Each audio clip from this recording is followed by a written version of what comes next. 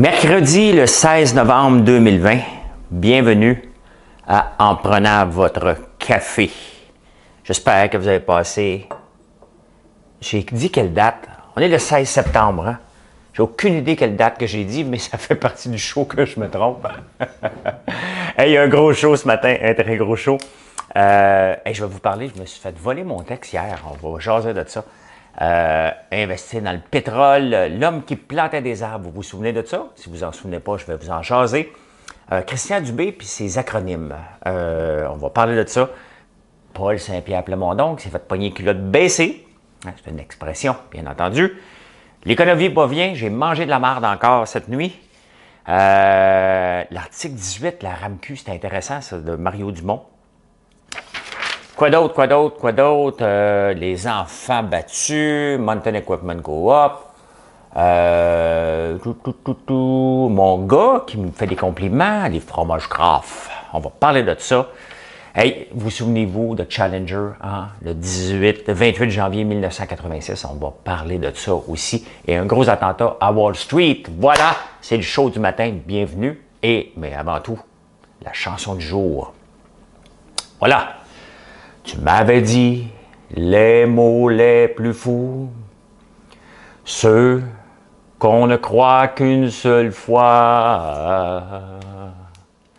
Tout ce que tu veux, si tu veux tout, je te promets n'importe quoi pour te plaire.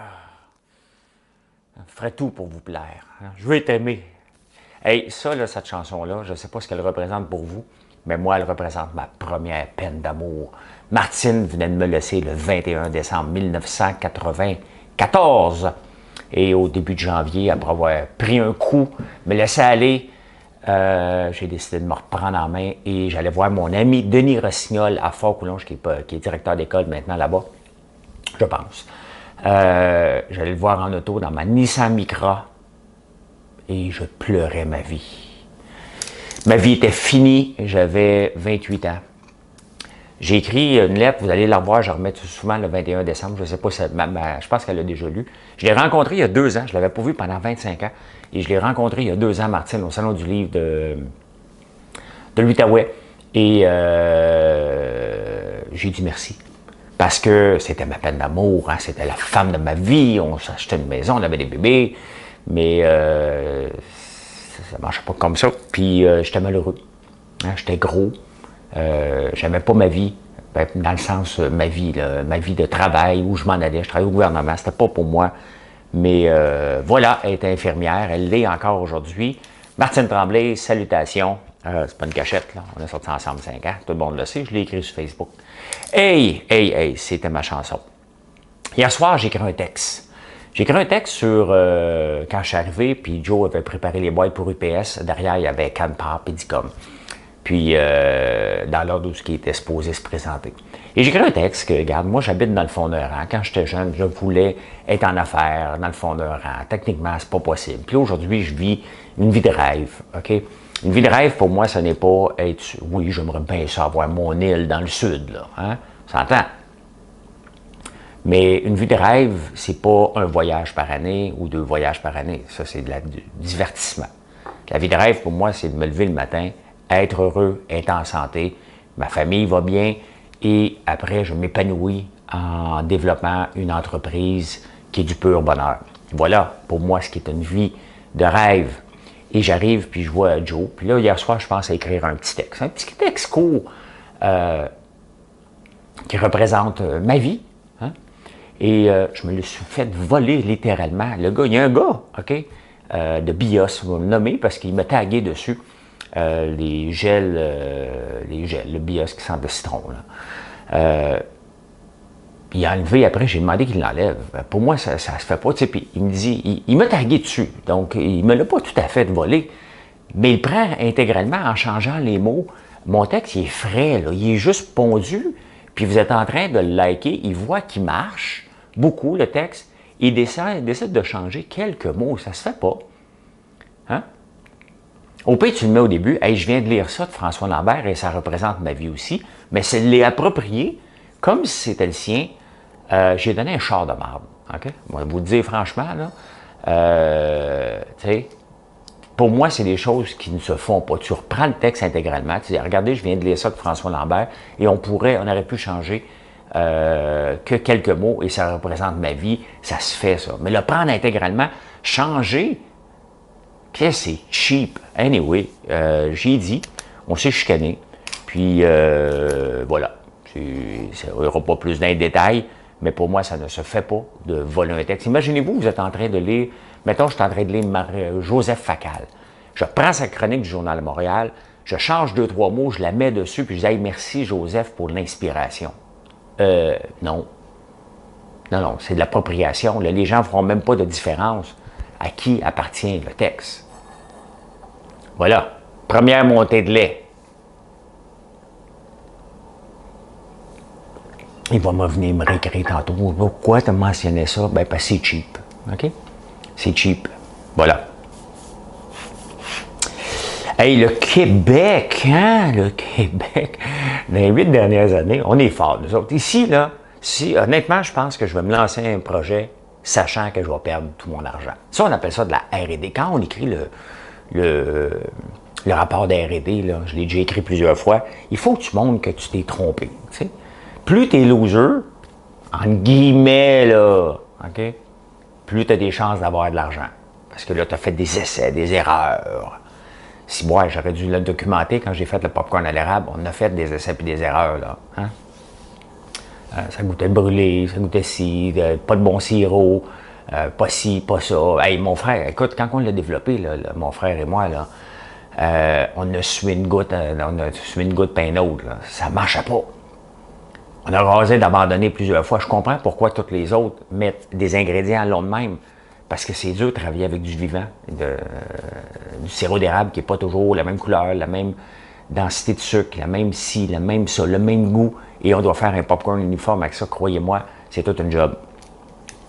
Ouais, mais on a investi 100 millions dans le pétrole en Gaspésie, sachant très bien que c'était pas pour lever. 100 millions. Hein? Hey, on est losers solides. Tu sais, quand c'est pas ton argent, tu sais, à un moment donné, il va falloir que le gouvernement là, gère notre bas de laine comme si c'était notre argent. Pas l'argent des autres. Ah, c'est juste 100 millions. On vient de mettre 1 milliard dans Bombardier. C'est quoi 100 millions sur 8 projets? C'est rien. Le fait de faire travailler du monde. Ah non, c'est de gaspiller de l'argent. Hey, vous vous souvenez-vous de la visite de Greta? Hein? Elle est venue l'année passée, puis Dominique Champagne. Excuse, parce qu'il crie tout le temps. T'sais? Il n'est pas moyen de parler. Hier encore, j'étais sur la route, puis je l'écoutais. Puis il crie, c'est parce que sa voix, elle crie tout le temps. T'sais, il pourrait-tu juste parler comme ça? Richard Martineau, dans le Journal de Montréal, vous voyez, je cite mes sources, moi. Il parle d'un gars qui faisait des tableaux en chuchotant. Ça ferait peut-être du bien à certains conspirationnistes d'aller lire le journal. Mais revenons! Dominique Champagne, moi j'ai créé! Hein? Lui, il dit souvent qu'il a créé. Dominique Champagne, là, c'est sûr que lui, s'il fait du CrossFit, la planète va le savoir. Hein? Parce que, vous le savez, hein, tu n'as jamais besoin de demander à quelqu'un s'il fait du CrossFit. Il te le dit. Ça, c'est comme quelqu'un qui a un doctorat. Ça ne prend pas 2 phrases que le doctorat est glissé dans la conversation. Bonjour François. Oui, bonjour. Comment ça va, votre nom? Marc? Marc? Oh oui. François, vous savez, moi j'ai fait un doctorat. Hein? Ça prend pas de temps. Peu importe le contexte, le doctorat est placé au même moment qu'un athlète de CrossFit. Salut François, vous avez fait du CrossFit? Hein? Avez-vous vu le sketch de Simon Gouache sur le CrossFit? Honnêtement, ça fait longtemps qu'on n'a pas entendu parler de lui. Comme des autres humoristes d'ailleurs. Ils sont pas là. Ils devraient être sur Facebook comme moi. Faire des Facebook Live, faire des vidéos comme ça. Je vous dis, les gars, vous gagnerez bien votre vie. Hein? Vous auriez même peut-être des fois une augmentation de salaire. Oh oui, tu peux être sur YouTube, tu peux être sur Facebook. Là. Hey, vous savez qu'un des... comment il s'appelle? Ninja. Ninja était sur Twitch. Et Ninja, c'est le gars le plus payé pour jouer à Fortnite au monde. Il était sur Twitch et il est allé faire un tour sur YouTube. Facebook voulait l'avoir dans la même plateforme qu'on utilise, qui est Facebook Watch. Puis honnêtement, avec les séries, là, Facebook m'impressionne. Honnêtement, je le vois mes codes d'écoute sur le courrier des haters, en prenant votre café, ça monte à chaque jour. On est sur un pace en ce moment. Là. Le mois passé, on avait 2 millions de codes d'écoute, de minutes écoutées seulement sur Facebook, sans compter YouTube. Et allez vous abonner à ma chaîne YouTube, là, si ce n'est pas fait, François Lambert. Donc, si jamais Facebook chie encore, j'espère que non, vous allez pouvoir retrouver mes vidéos sur YouTube. Mais là, on est sur un pace, on regardait ça hier. Quand je dis 11, parce que Nathan était là, je parle pas on, là. Nous, c'est parce que mon équipe est pas mal réduite. La semaine, Marilyn n'est pas là. Puis quand j'ai besoin d'un caméraman, c'est Joe, le réalisateur. À part, les gens me demandent comment tu les fais, tes 3 minutes entrepreneuriales. Je l'ai fait avec ma caméra. Et je vais vous montrer. Je vais vous montrer, ça ressemble à quoi cette caméra-là. Depuis le temps que vous voulez le savoir, là. Ben c'est ça. Je ne peux pas décrocher, là. Elle est là. Ça, c'est la caméra AX43. Puis elle a un gimbal intégré. Je pourrais la décrocher, là, mais.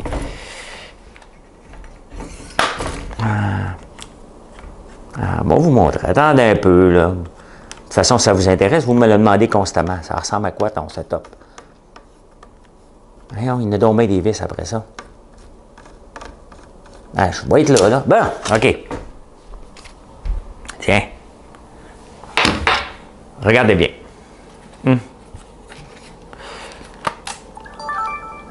Regardez à l'intérieur. Vous allez voir pourquoi que cette caméra... Regardez le gimbal à l'intérieur.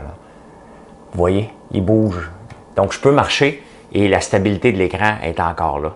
C'est pour ça que j'utilise ces caméras-là. C'est des 4K de Sony. J'en ai deux. Donc, celle que je vous parle. Et une autre, donc ça me permet de faire les vidéos les 3 minutes. Comme mon gars, hier, j'ai vu mon garçon le plus vieux, Mathieu. Il m'a dit, papa, c'est vraiment cool tes 3 minutes entrepreneuriales. Bien, merci. Hein, quand ton gars aime ce que tu fais, c'est toujours le fun. Ça, c'est marqué. Voilà, il faut que j'accélère. Il y a beaucoup, beaucoup de stock et je patine. Là. Oui, l'homme qui plantait des arbres. Hein?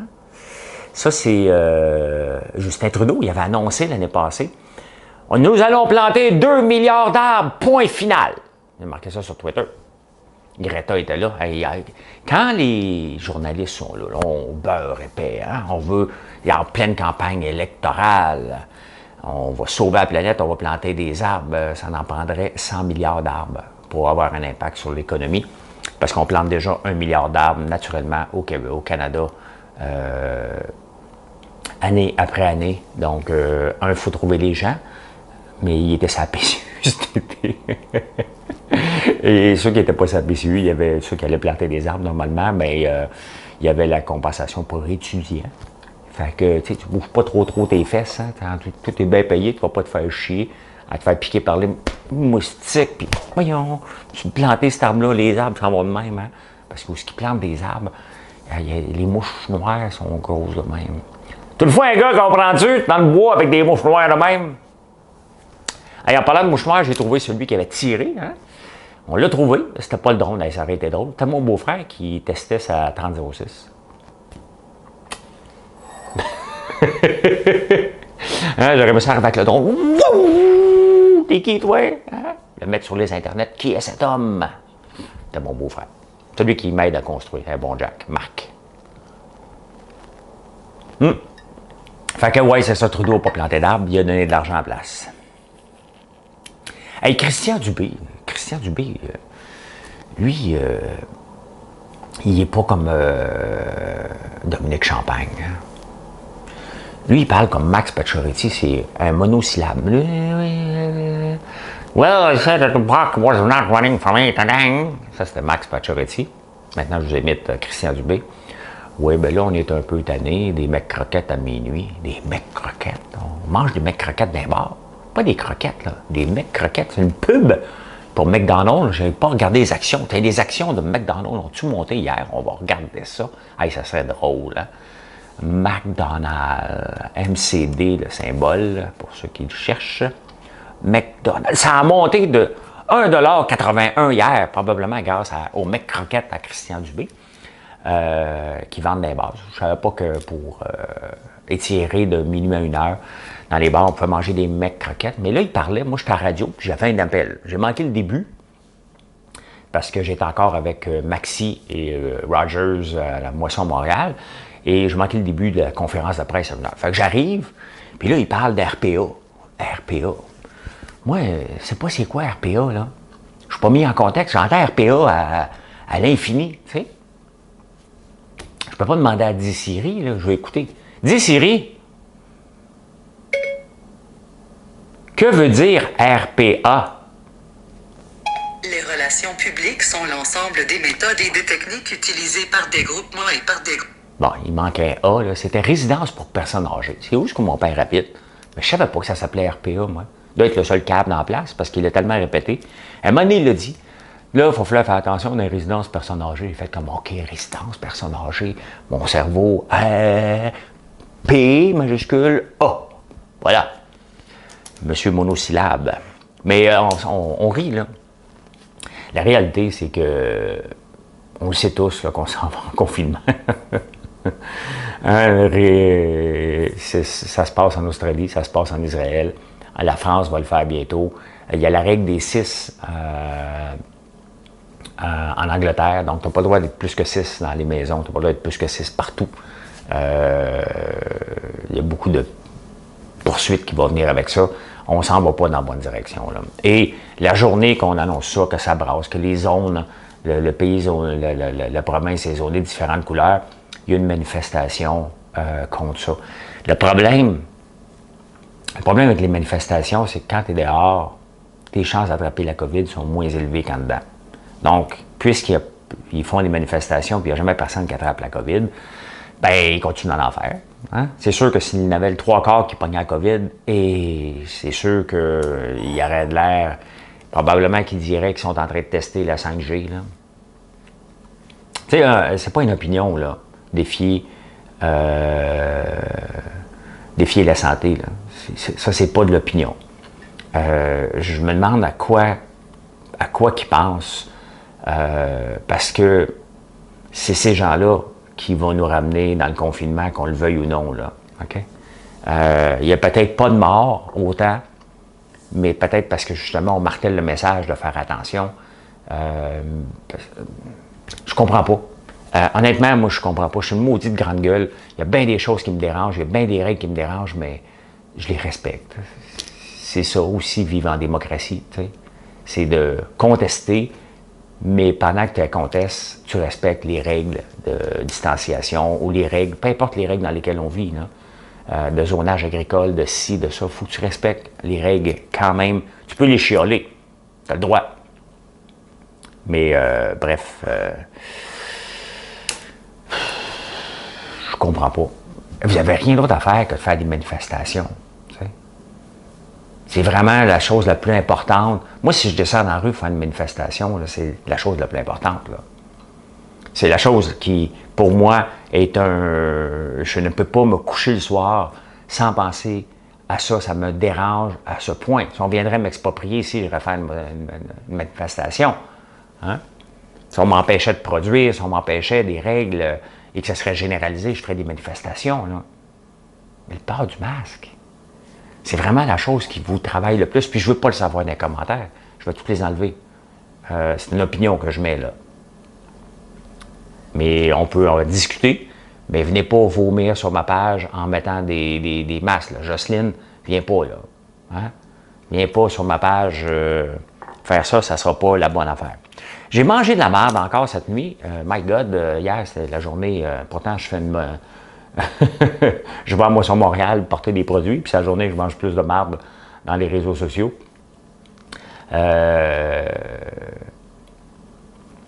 J'ai fait une chronique hier à Radio X, puis je disais à Dominique Moret que l'économie va bien. Puis il m'a dit, François, franchement, tu peux pas dire ça. J'ai dit, bon, on n'a pas eu le temps de la terminer, on va en continuer la semaine prochaine. Mais l'économie va bien. L'économie, où ça tombe, il y a deux affaires. L'économie tombe dans des secteurs qui étaient appelés à tomber. Là. Quand tu regardes le bilan des entreprises, là, okay, ça faisait dur, solide. Donc, c'est une question de temps avant que ça pète. Maintenant, l'économie va bien parce que les gouvernements surtout au Canada et aux États-Unis, puis un peu partout, ont subventionné notre vie dans les derniers 6 mois. Là. On a doublé la dette comme ça. Puis c'est pas terminé. Là. Donc, on a doublé la dette au Canada de 717 milliards. On l'a grimpé de 763 milliards de plus pour être à 1,5 trilliard, quelque chose. La dette. Mais il y en a qui se disent c'est pas grave, c'est juste la valeur d'Amazon ou d'Apple. Fait que la dette du Canada vaut ce que Apple vaut. Fait que tu dis, ben, on a juste à vendre à Apple. Tu sais, des comparaisons niaiseuses. Là. Mais l'économie va relativement bien sur du gaz emprunté. On roule sur du temps emprunté. Mais regardez, aujourd'hui, H&M a rapporté puis ils sont dans le modèle du retail, là. Ils ont rapporté des chiffres et ça va super bien, en pleine progression. Donc, il y a des compagnies qui vont bien. Il y en a d'autres qui n'arrachent. Le modèle d'affaires d'H&M, qui est du bas de gamme, mais qui est de bon goût, semble fonctionner. D'ailleurs, les prêts à porter, là, je me demande comment ils vont faire pour survivre, les autres. Là. Hein? Des habits là, haut de gamme, là. Moi, je suis pas avide d'en racheter un. Là. Des jeans, oui, il faut que je m'achète des jeans. Là. Je m'achète des jeans. Je n'ai pas trouvé. Vous m'envoyez toutes sortes de liens québécois, mais je trouve rien vraiment qui a de l'allure. Là. Tu sais, c'est soit fermé, soit obscur. Je vois une vraie boutique là, québécoise. Là. Sinon, je vais acheter sur Amazon en m'achetant un popcorn. Hey, je ne vous ai pas dit, je bois le jazz. Le jazz. Le jazz, moi, ça me fait rire. Hein? On est un paquet qui aime le festival de jazz, puis personne n'écoute chez eux. Hey, vous pensez qu'on... Hein? Faut protéger Cogeco, faut protéger nos sièges sociaux. C'est important. Là, on a Garda qui est en train d'acheter G4S au UK. Hein? Garda se comporte en prédateur. Aujourd'hui, c'est Transforce International, une compagnie de transport qui est en train d'acheter à Chicago DLS. Donc, on se porte encore, ça hey, on est fiers. Puis avec raison. Mais quand quelqu'un veut acheter notre compagnie ici, on devrait être fiers. Ça veut dire qu'on a réussi à bâtir une maudite belle entreprise que tout le monde veut. Est-ce qu'on doit les perdre? C'est comme ça. On en perd, on en gagne. C'est juste comme ça. Hey, Rivian qui vaut plus que Ford, vaut plus que... Je me demandais, parce qu'il n'y avait pas de maudit auto de vendu. Ben, je suis sorti du sac, en tout cas pour moi, ce matin. Amazon a acheté 100 000 camions. On peut le voir dans la presse, un très beau camion aussi de Lyon. Lyon en a vendu 10. Des camions de transport. Puis Amazon en avait acheté 100 000 de Rivian. Voilà pourquoi que Rivian vaut aussi cher que ça, alors qu'ils n'ont rien. Ils s'en viennent avec des pick-up, mais ils ont aussi des transports aussi. Et ce qui est le plus drôle, c'est que le moteur électrique de Rivian, c'est celui de GM. Hey, j'ai appris qu'un article 18 de la RAMQ, ça, il aimerait ça, Christian Dubé, hein, c'est un acronyme, la Régie d'assurance maladie du Québec, que si on se met en danger, ça se peut que la RAMQ ne nous couvre pas. Hein? Donc, mettons que tu attrapes la COVID dans une manifestation. Tu vas manifester alors que tu n'as pas le droit de... Tu ne respectes pas la distanciation sociale et ou tu es dans un bar, là, puis tu ne respectes pas les règles. Tu vas... peu importe. OK? Et tu es malade. Donc, tu pourrais être tenu responsable, selon l'article 18, de payer tes frais. Mais là, tu as rendu malade ton frère, ta mère, ta soeur, tu payes toute la gang. Hey, ça serait... Hein? Ça serait toute une claque d'en face de ceux qui disent hey, « pas faite pour moi ». Paf, la facture! Elle est faite pour toi. Hey, en parlant de ça, on a le no-fault system. Ça, je pense que c'est Pauline Marois qui avait amené ça. Ça aussi, ça serait bien à un moment donné qu'on ait le droit de poursuivre. Quand une rue est démolie et on rentre notre char dans un trou, dans un nid de poule, ben, ça serait le fun qu'on soit capable de poursuivre. Hey, les enfants battus, hier, je vous en ai parlé, une famille de pasteurs, et ils ont 8 enfants, puis ils ont vargé dessus pendant des années. Ouais, c'est parce que c'est pas de leur faute.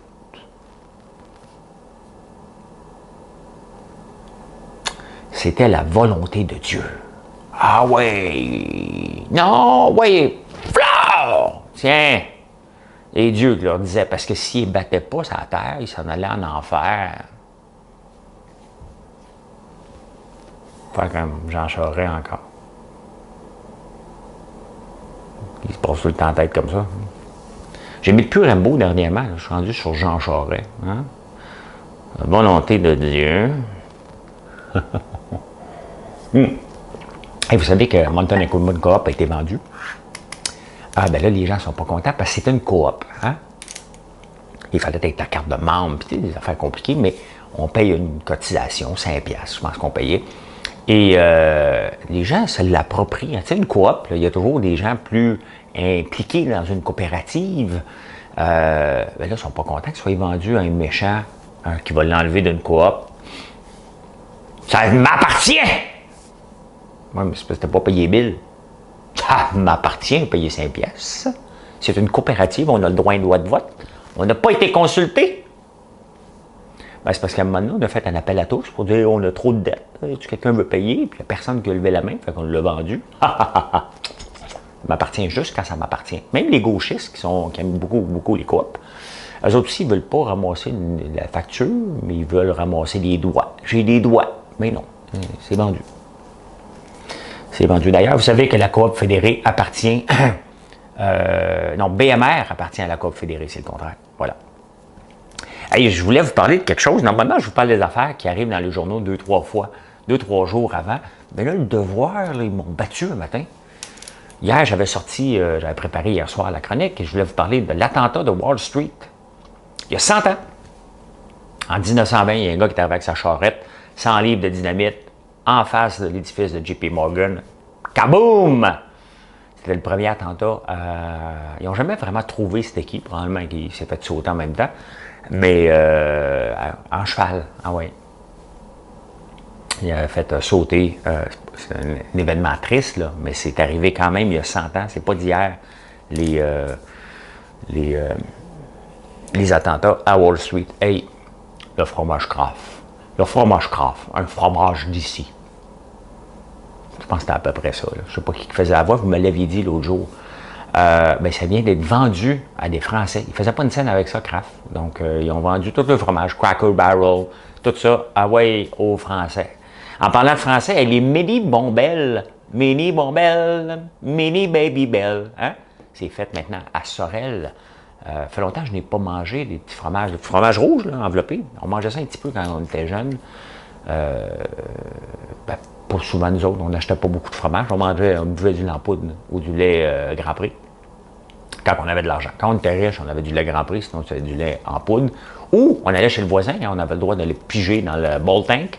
On allait chercher du lait de vache avec 50% de crème. Ça, c'était du bon lait. Hein? Fait que ouais, c'était vendu les fromages Kraft. Hey, hier, j'avais une discussion avec quelqu'un qui me parlait, qui veut distribuer mes produits.